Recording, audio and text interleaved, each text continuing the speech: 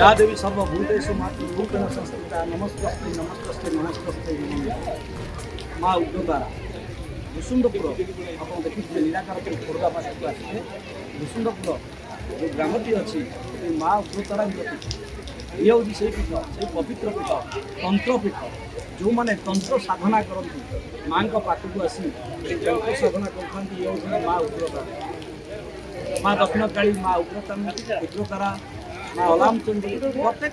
तंत्रपीठ आप जानते प्रसिद्ध लाभ कर माँ उग्रतारा आसतु बुलवा मंदिर और माँ को पीठ बुलवा माँ को देखा आउ जीवन धन्य करवा माँ उग्रतारा आसतु आपड़ देखुं ये हूँ कल्पवट जिते माँ पीठ को जी आसती जो भक्त मैंने आसती ये कल्पवटे गोटे धागा बांधती कारण निजर मनस्कामना पूर्ण करने आप देखुं कल्पवटे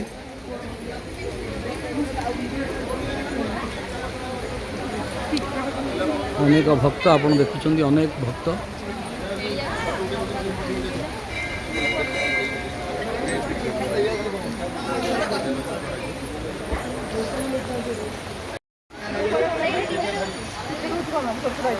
जय माँ शक्ति माँ जय माँ उग्रतारा आज माँ का बहुत अभ्यास नहीं आस बहुत भाभी आज जीव बोली कि सफल लाभ कर माँ को इच्छा जहाँ हूँ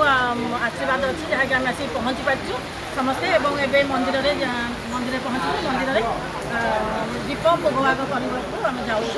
दीप टे जाणु माँ को दर्शन करूँ मनस्कामना जहाँ अच्छी आम पाखे रखू माँ को भल भाग दर्शन करूँ यह अभ्यास अच्छी से रोचु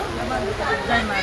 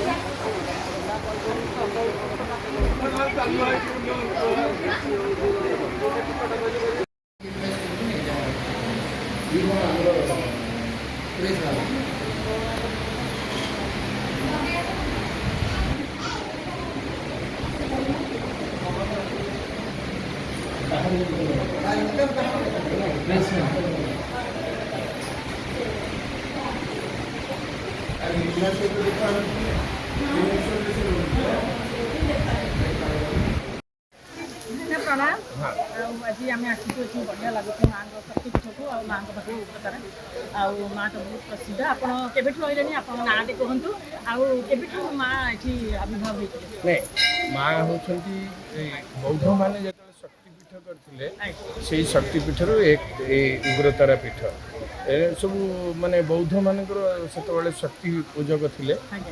तांत्रिक माने थे से माने पीठ करते कालक्रमे जंगल यहाँ 10 किलोमीटर रेडियंस गोटे जंगल ये जंगल भितर साधारण लोक आगु आपण मैंने के आसुन आसुन आगुरी जंगल भितर साधारण लोक मैंने तेणु चलिकी आसुले ये रोड रास्ता किसी विशेष नाला आस्ते आस्ते माँ प्रभाव है माँ विभिन्न कार्यक्रम विभिन्न मध्यम लोक मान सफल अनुगामी ये गोटे बड़ जिनस माँ मथा उपर फूल चढ़ेले जदि से फूल खसे ताहले लोक मानकर कार्य सिद्धि हुए बोली गोटे प्रमाण रही बहुत सिद्धांत प्रमाण अच्छी जोटी बहुत लोक हजार हजार लोक आज जो आसुँचे कौन असुविधा है कार पुओ झी होनी कार पिलाटे पाठ पढ़ी पार्नी भल कंपिटेटिव ये जाऊँगी आमर ये समस्या आमर ये तांत्रिक षोडश उपचार पूजा कराए तांत्रिक मते अर्थात तांकर षोडश उपचार नवग्रह पूजा विभिन्न प्रकार तंत्र माने 10 महाविद्यांकर ठाकुराणी ये तेणु 10 महाविद्यांकर जो जार ग्रह खराब पड़ा कार शनि ग्रह खराब पड़ी कार राहु ग्रह खराब पड़ी कार केतु ग्रह खराब पड़ी ये सब ग्रह मानकर सब कंट्रोलर होती माँ उग्रतारा आ तारा अर्थ स्टार अर्थ तारा आकाश में विभिन्न जो बड़ बड़ तारा भितर आम सूर्य चंद्र को आहरी बड़ बड़ तारा अच्छा नवग्रह अच्छा ता भर उग्रतारा होती बृहस्पति इष्ट ठाकुराणी तेणु बृहस्पति होती देवगुरु नवग्रहंकर तेणुक सी दृष्टि यही पीठरे समस्त नवग्रहंकर पूजा अति सुंदर भाव में करा नवग्रहंकर सब तंत्र औपचारिक पूजा विशेष भाव में आपण केबेठु ରହିଲେଣି ଆଉ ଆପଣଙ୍କୁ କେମିତି ନାଇଁ ମୁଁ ତ ଆମେ ତ ବଂଶ ପରମ୍ପରା ପିଲାଦିନୁ ଏଠି ରହିଲୁ କିନ୍ତୁ ସବୁ ପାଠ ପଢ଼ିବାକୁ ବିଭିନ୍ନ ପ୍ରକାର ଇଏରେ ଗଲୁ ସେତେବେଳେ ତ ଏଇ ମନ୍ଦିର ଏତେଟା ବିକଶିତ ହେଇନଥିଲା ତାପରେ ଆମେ ମାନେ ସବୁ ପାଠଶାଠ ପଢ଼ିକି ସବୁ ମୋର ତ ପ୍ରଥମ ଓକିଲାତି ଆରମ୍ଭ ହେଇଗଲା 90 ମସିହାରୁ ସେଇଟା ସରିଲା ପରେ 2000 ମସିହାରୁ ବିଶେଷ ଭାବରେ ଆମର ଆଧ୍ୟାତ୍ମିକ ଭାବକୁ ଆସିଲି ତାପରେ ଦ୍ୱିତୀୟତଃ ସେତେବେଳର ରାଜନୈତିକ ଜୀବନ ସରିଗଲା ପରେ 2000 ମସିହାରୁ ମାଆଙ୍କ ମନ୍ଦିର ଉପରେ ବିଶେଷ ହେଲା ତାପରେ ସେହି ସମୟରେ ଆମର ଯେଉଁ ଦୁଇଟା ଆମର ଯିଏ ସବ୍ କଲେକ୍ଟର ଖୋର୍ଦ୍ଧା ଥିଲେ ଆମର ରୂପା ମିଶ୍ର IAS ଟପର ଇଣ୍ଡିଆ ଥିଲେ ସିଏ ଯେତେବେଳେ ଫାଷ୍ଟ ସବ୍ କଲେକ୍ଟର ହେଲେ ତାଙ୍କ ସହିତ ମୋର ଆଲୋଚନା ହେଲା ଏବଂ ଆଲୋଚନା ହେଲା ପରେ ଏଠି ଗୋଟେ କମିଟି ଫର୍ମ କରିବା କମିଟି ଫର୍ମ କରିକି ମନ୍ଦିର ଡେଭଲପମେଣ୍ଟ ହେବା ସେଟା ସେ 2004ରୁ 5ରୁ ସେ ଆସିଛନ୍ତି ଆଉ ତାପରେ ସେଟା ଫର୍ମ ହେଇଛି ଏବଂ ଭଲ ଭାବେ ତାର ପ୍ରୋଜେକ୍ଟ ହେଇ ବିଭିନ୍ନ ପ୍ରକାର ହେଇକି ଆଜି ଆମେ ବହୁତ ମାନେ ମାଧ୍ୟମରେ ମାଙ୍କର ଡେଭଲପମେଣ୍ଟ କରିପାରିବି ମାଙ୍କ ପାଖରେ ରହି ଆପଣଙ୍କୁ କେମିତି ଲାଗୁଛି ମୁଁ ନିଜକୁ ଗର୍ବ ଅନୁଭବ କରେ ଏଥିପାଇଁ ମୁଁ ଏଇ ବଂଶରେ ଜନ୍ମ ହେଇଛି କିଛି ଲୋକଙ୍କର ସମସ୍ୟା ଆଉ ପ୍ରୋବ୍ଲେମ ଉପରେ ସବୁବେଳେ ସମାଧାନ କରିବା ଚିନ୍ତା ମାଙ୍କ ସାନ୍ନିଧ୍ୟ ବି ପାଉଛୁ ନିଶ୍ଚିନ୍ତ ବହୁତ ବହୁତ କଥା ବହୁତ ବହୁତ ରହସ୍ୟମୟ ଠାକୁରାଣୀ ଆଉ ମାନେ କଥା କୁହା ଠାକୁରାଣୀ କୁହନ୍ତି ଯେଉଁଟା ସେଇଟା